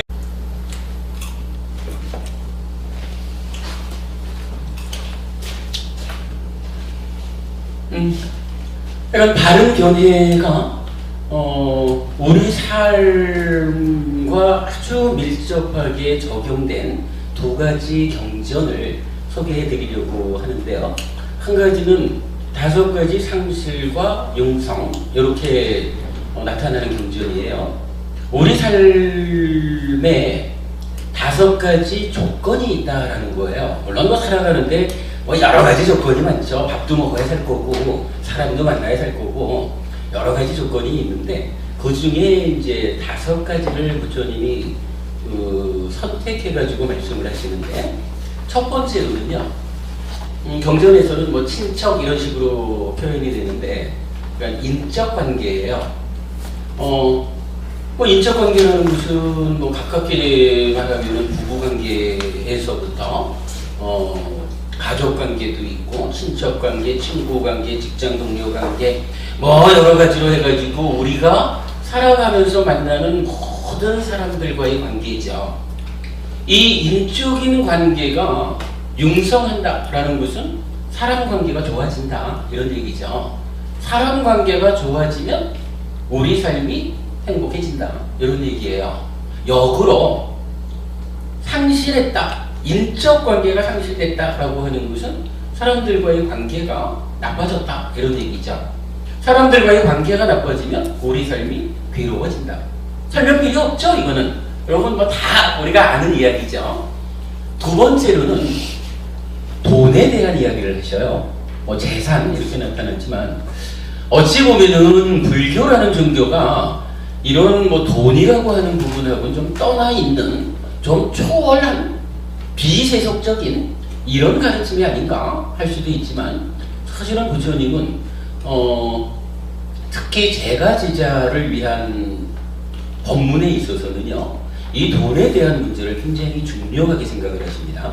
그래가지고 이 5가지의 조건을 말하는데 인적 관계에 이어가지고 두 번째 조건으로 제시하는 것이 돈의 문제예요. 그러니까 돈이 좀 많으면 아무래도 삶이 좀 넉넉하고 좋겠죠. 물론 이제 이건 뭐 깊이 들어가면 이 돈을 만드는데 정당하게 벌었느냐 비정당하게 벌었느냐 이런 문제에 따라서 이어지는 이야기가 많겠지만 일단 이제 요점적으로만 말하자면 돈이라는 것이 우리 삶에 상당히 중요한 조건으로 참여하고 있다. 그러니까 기왕이면 많은 게 좋다. 저는 내가 그 얘기 많이 강조해요. 불자라면 부자 돼야 됩니다. 불자 되면 그냥 나는 무소유의 가르침에 따라서 가난뱅이로 이리 사는 거 부처님 가르침 잘못 본 거예요. 부처님은 무소유란 얘기 안 하셔요. 부처님은 출가자들 보고도 작은 것으로 만족해라 이렇게 말하지 무소유하라고 안 하시거든요. 제가자에게는 여러 가지 경전을 통해서 다만 벌되 어떻게 버느냐 정당한 방법으로 법답게 벌어라. 표현하자면 10악업에 의해서 벌지 말고 10선업을 통해서 벌어라 이렇게 말하는 거죠. 그래서 부자 돼야 됩니다. 그렇게 말하는 거예요. 그러니까 돈이라고 하는 거 우리가 살아가는 데 있어서 아주 중요한 조건이 하나다 이렇게 말씀하셔요. 세 번째는 건강이에요. 뭐 이거야 뭐 보통 뭐 하여간 건강을 잃으면 다 잃는 거 이렇게도 말을 하죠. 그러니까 건강이 중요한 조건이 된다는 것은 설명이 필요 없을 것 같아요. 네 번째가 뭐냐 하면 계를 지키는 거예요. 계라고 하는 거는 뭐 한마디로 말하면은 우리 삶의 질서잖아요. 내가 아침에 일어나서 밤에 잠들 때까지 어떠한 삶의 질서를 가지고 살아가느냐. 요게 이제 계율인데 부처님은 특히 제가제자를 위해서는 5계를 제시하죠. 그러면 5계를 지키는 삶 또한 내 삶의 중요한 조건이 된다라는 거예요. 그러니까 계가 융성한다라고 하는 것은 5계를 잘 지키는 사람이 됩니다 하는 거죠. 그러면 5계를 잘 지키는 사람은 어떻게 되나요? 꾸살라 행복해집니다. 이런 얘기고 역으로 계를 상실한다 라는 것은 5계를 지키지 않는 사람이 됩니다 라는 거고 그것은 괴로움으로 안내되는 길입니다. 이렇게 말하는 거죠. 그리고 5번째가 이제 지금 주제인 거예요. 5번째로 견해를 말하는데 견해가 융성한 사람은 행복해지는 거예요. 반면에 견해를 상실한 사람은 괴로워져요. 이렇게 놓고 보면 인적 관계와 돈과 건강과 삶의 질서 그리고 견해라는 5가지를 딱 제시하고 이 5가지가 융성하면 행복할 것이고 5가지가 상실되면 괴로워질 것이다. 이렇게 이제 부처님이 기준을 주시는 거예요. 아무래도 뭐 지금 우리들이 간략하게만 봐도 참으로 우리 삶에 있어서 중요한 조건 5가지다 이렇게 볼 수가 있겠죠. 근데 요걸 놓고 우리가 한번 둘로 나눠보려고 그래요. 자, 5가지의 조건을 우리가 융성해 간다 이렇게 말하면 그 중에 유버분이 혹시 돌아가시면 다음 세상에 그 따님 데리고 가셔요? 아니요. 안 되면 놓고 가셔요? 네. 왜 이쁜 딸을 데리고 가면 좋습니다. 어쨌든 보면 이 인적 관계라는 것은 태어나서 죽을 때까지 이 몸으로 살아가는 요 한평생 동안에 만들어진 관계예요. 그리고 이 관계는 죽을 때 그 이쁜 딸을 못 데리고 간단 말이야. 몸으로 살아있는 동안에만 영향을 주는 조건이 인적 관계예요. 돈도 누가 돈이 좀 많으신가? 돈 많은 분 누가 계시면 혹시 돈 좀 가져가시나요? 유버분님 돈 가지고 갈 것 같아요? 아니요. 못 갖고 가죠. 네.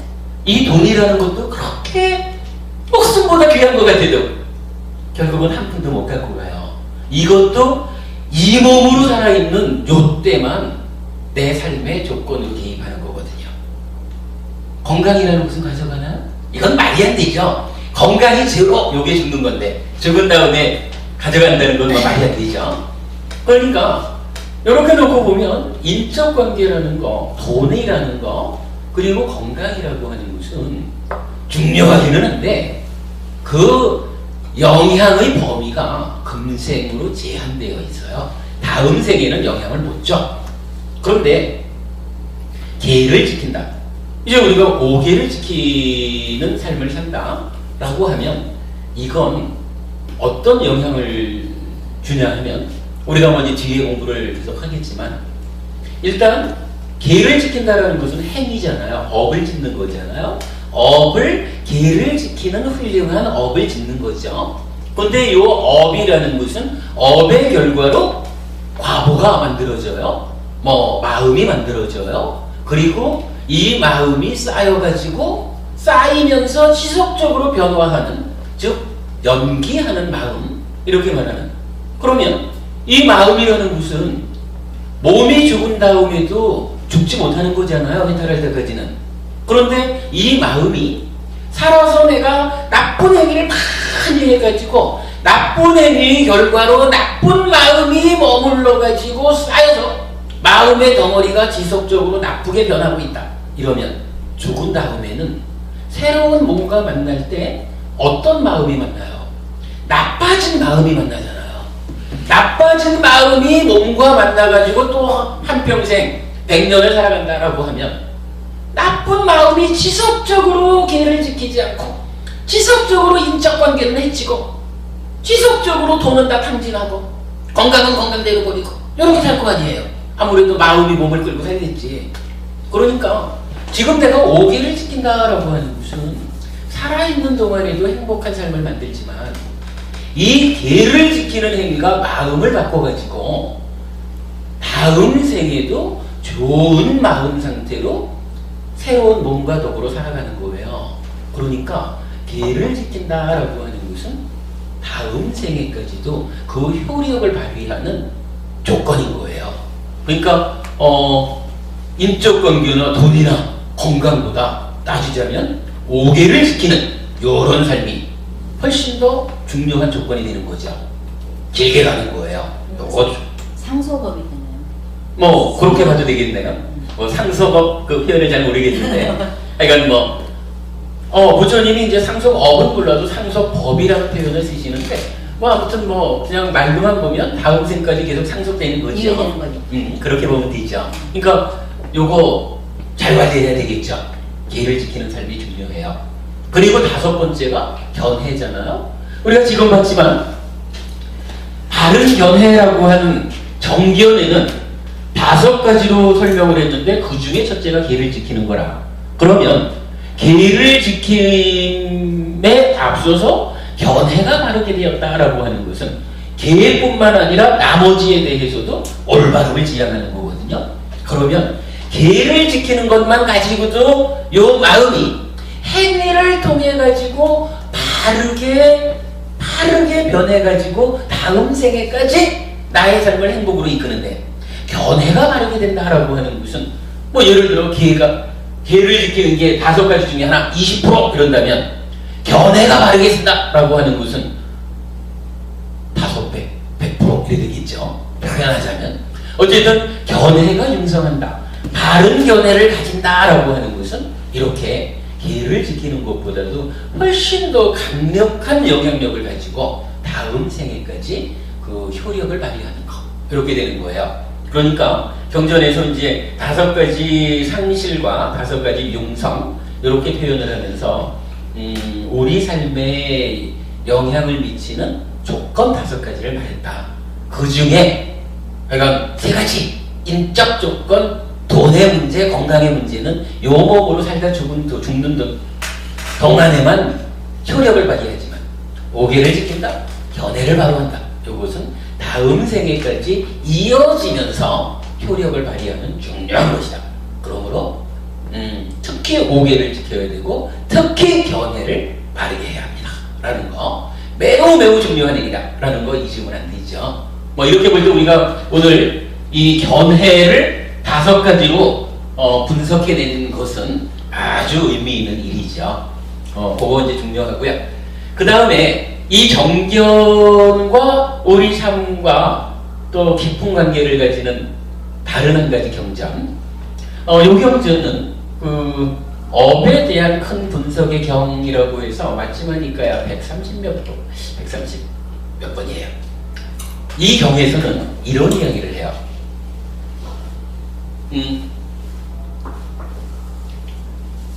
선혜법부님, 법부님이 오늘 그래요, 저기 스타띠 증명스님을 모시고 오늘 이제 법회에 함께 오셔서 공부도 하시고 이래야 하니까 오늘 아주 훌륭한 업을 지었어요.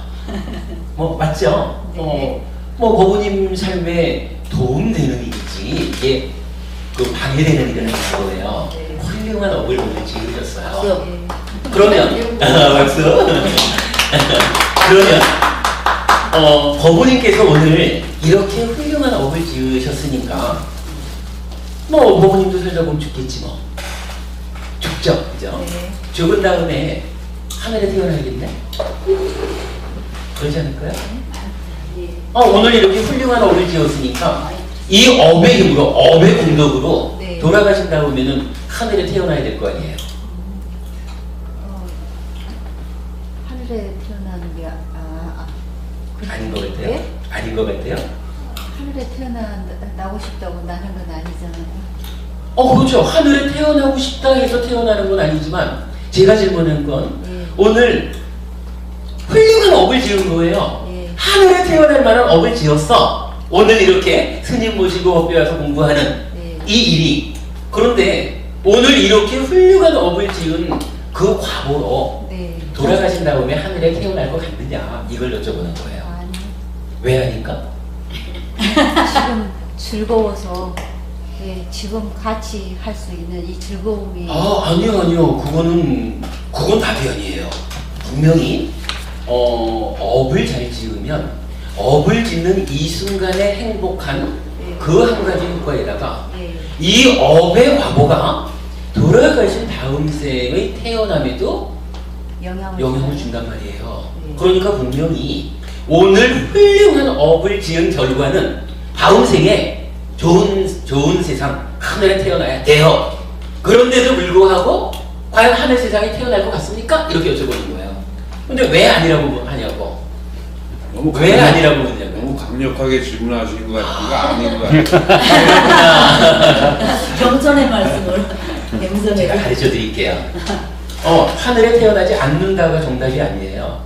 그러면 태어난다가 정답인가요? 그것도 아니고요. 이렇게 됩니다. 그 업에 대한 큰 분석의 경, 거기서 바로 이 얘기를 하는 거예요. 선혜법부님이 오늘 이렇게 하늘에 태어날 만한 훌륭한 업을 지었어요. 그랬는데 나중에 법부님이 돌아가시면 하늘에 태어날 수도 있고 지옥은 좀 그러니까 짐승세상에 태어날 수도 있다는 거예요. 왜 그러냐면 이렇게 말해요. 오늘 이 훌륭한 업을 짓기 이전에 법부님이 좀 나쁜 업을 많이 지었어요. 그러면 오늘 비록 좋은 업을 지었다 해도 과거에 지어놓은 나쁜 업이 있잖아요. 표현하자면 수학적으로 말하자면 뭐 지어놓은 업이 100이고 오늘 열을 지었다 그러면 100이 더 세겠죠. 그럼 100의 힘으로 끌려가겠지. 이래서 오늘 훌륭한 업을 지었다 해도 이전에 지어놓은 업이 나빠서 짐승세상으로 태어날 수도 있어요. 그런가 하면 꼭 그런 건 아니죠. 어머님이 과거에 지어놓은 업이 좋으면 당연히 이제 죽자마자 하늘에 가는 거지. 그러니까 과거의 업이 어떤지는 제가 모르죠. 네. 어머님은 아마 아실 거예요. 다른 사람은 몰라도 자기 스스로는 알죠. 우리가 업을 잘 지어야 되죠. 그런가 하면 또 다른 것도 있어요. 예를 들어서 과거에 지어놓은 업이 좀 많이 나빠. 그런데 오늘 훌륭한 업을 짓고 보니까 이야, 업을 잘 짓는다는 것이 이렇게 좋은 거구나 라고 알았어요. 네. 그래가지고 내가 비록 과거에 나쁜 짓을 좀 많이 했지만 이제 너는 나쁜 짓을 하지 않을 거야. 앞으로 나는 오늘처럼 훌륭한 일을 계속 할 거야. 그래가지고 이제부터 앞으로 돌아가실 때까지 좋은 일을 많이 해요. 그러면 이게 또 그런 거예요. 오늘 열의 업을 지었는데, 착한 업을 지었는데 과거에 지어놓은 게 100이나 나쁜 거야. 그러면 요거만 가지고 보면은 100대 10의 비율로 나쁜 데로 가야 되잖아요. 그런데 이제 내가 알았어. 그래가지고 앞으로 한 40년 살 것 같아요? 50년 살지려나? 연세를 모르니까. 그런데 예를 들어서 이제 뭐 앞으로 이제 남은 세월 동안 내가 정말로 부처님 가르침에 의해가지고 천이고 만이고 되는 좋은 일을, 착한 업을 짓는 거예요. 아니 그러면 10과 100에서도 끌려갈 판에 천이 되고 만이 되는 훌륭한 업을 지어봐요. 이거겠지 뭐. 그러니까 다음 세상에, 그러니까 오늘 비록 훌륭한 업을 지었다 해도 다음 세상에 하늘에 태어날 수도 있고 짐승으로 태어날 수도 있어요. 여기에 영향을 주는 것은 뭐 오늘 행위는 오늘 행위 기준으로 보고 네. 과거에 어떤 업을 지었느냐, 앞으로 어떤 업을 지을 거냐, 요것이 영향을 준다는 거예요. 요것만 우리가 알아도 사실은 삶의 방향이 정해지죠.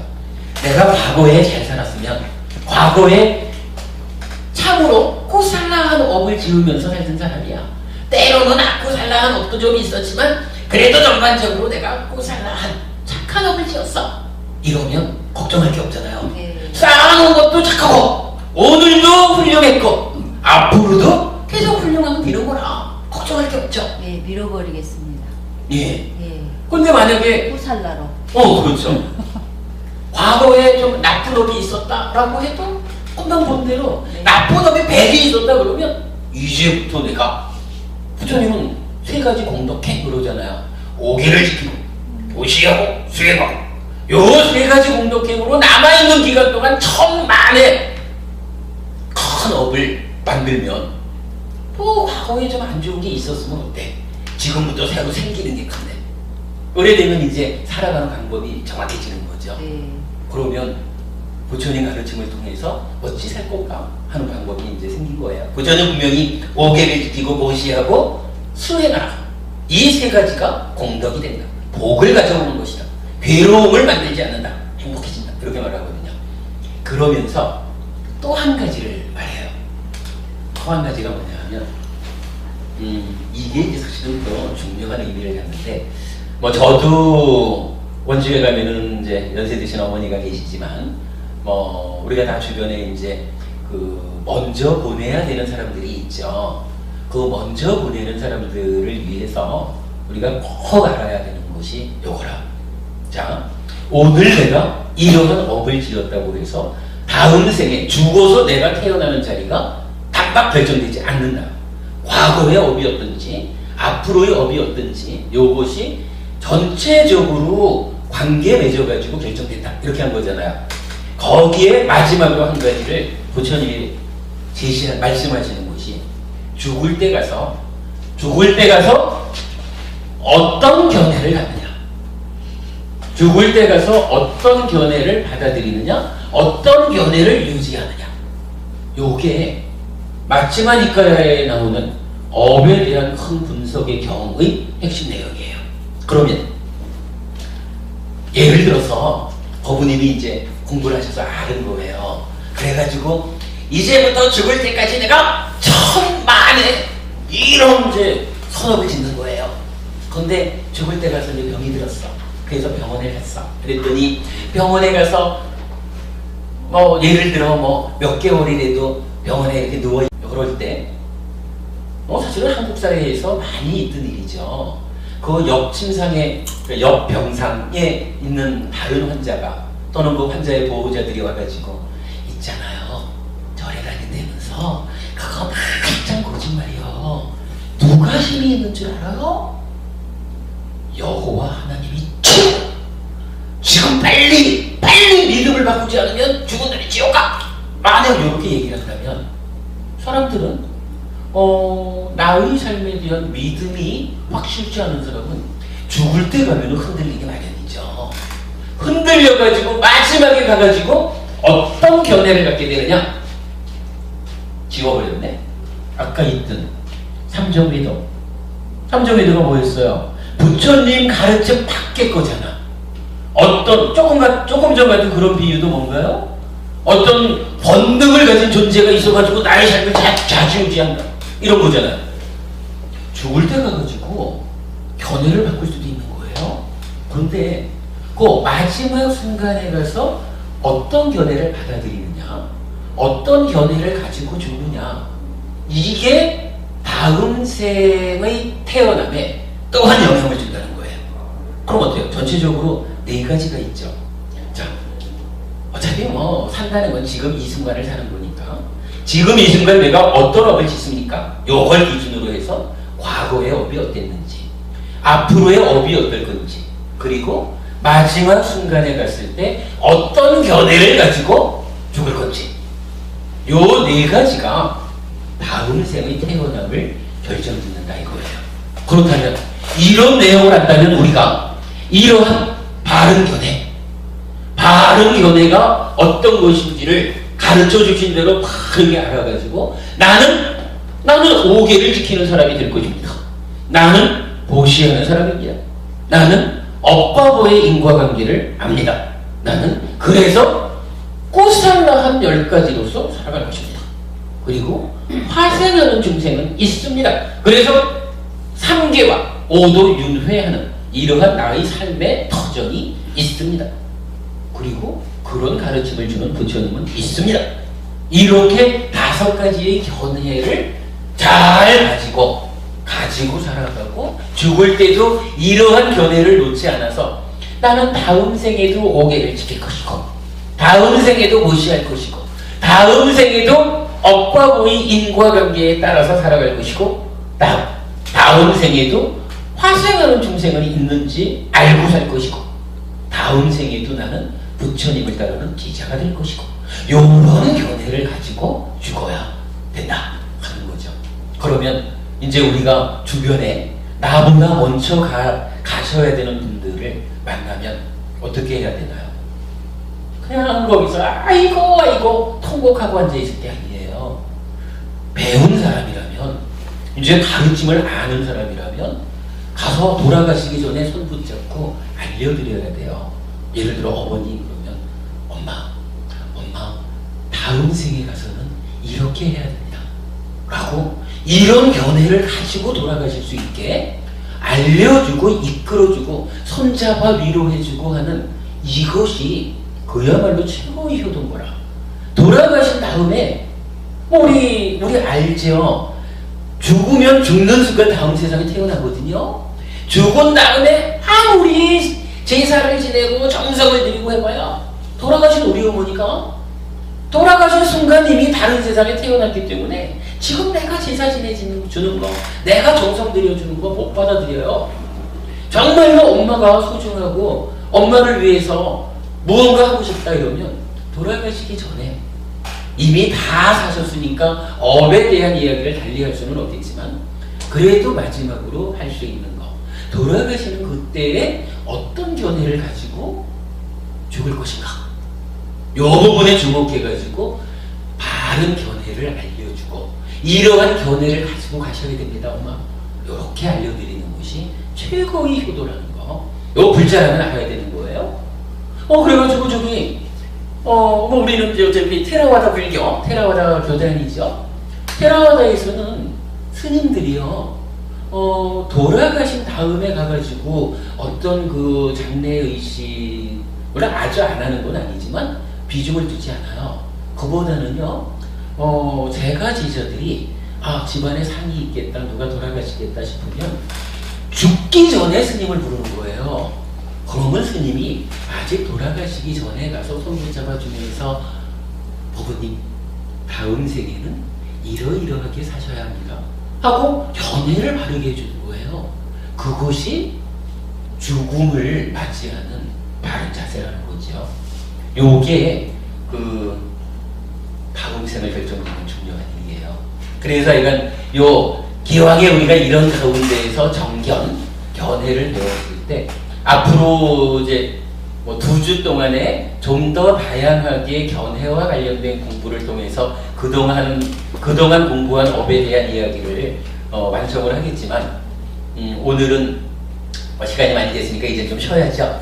여기까지. 그러니까 견해라는 것이 10가지 업 중에 가장 토대가 되는 것인데 이러한 견해를 바르게 갖는다는 것이 우리 삶에서 어떤 의미를 가지느냐. 자, 5가지 용성이라는 측면에서 다음 세계까지 그 효과를 미치는 행위다, 조건이다 라는 거 하나 보았고, 이렇게 죽은 다음에 어떤 태어남이 있는가를 결정하는 4가지 조건 중에 하나로 중요하다.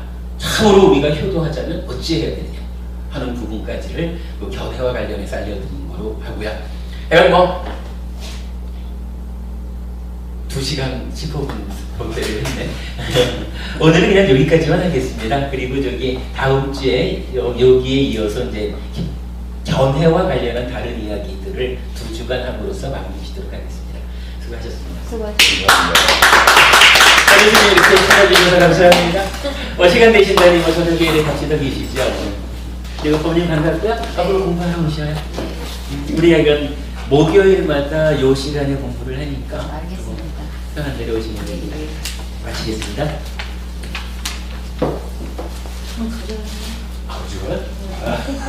주머니에다 넣어가지고. 자, 이제부터는 뭐 가실 분 가시고 뭐 이제 편안하게 말씀 나누는 시간입니다.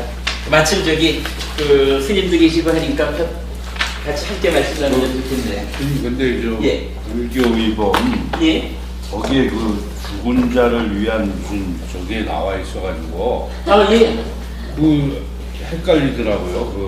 왜 그 부분을 들어가고 있어요. 거기 뭐 2가지 측면으로 보시면 되죠. 한 가지 측면은 이제 아기로 태어났을 때라는 또 한 가지 예외 조항이 있는 거고, 또 한 가지는 이게 뭐 어떤 저기 문화적인 어떤 부분이 가미될 수 있다 이렇게 봐야 되겠죠. 그래서 이게 우리 테라와다는 예. 그 죽은 자에 대해서는 아까 말씀하신 예. 바대로 이제 영웅 시기 당대를 벌써 옮겨서 태어난 게 있는데 뭐 죽은 자를 위해서 어떤 의식이 딱 우리 의범에 있으니까 누가 대뜸 이거 얘기하고 돌아가신 분께 공덕을 대항하기 위해 여기 이건가 본데. 그거 있고 하면 거기 보면은 그 죽은 사람을 위해서 이런 그 의식하는 게 있는데, 그러니까 기본적으로는 이건 그렇게 보셔야 돼요. 첫째로는 아귀 세상에 태어난 조상들은 지금 우리가 어떠한 그 정성을 들이든 받을 수 있다. 그거 하나 하고, 2번째로는 뭐 이게 어쨌든 또 이 일상의 삶에서 신행으로, 그러니까 신앙생활로 접근되는 부분도 있으니까 뭐 그런 부분이 좀 가미된 게 아닐까 생각해야 되고, 일단 교리적으로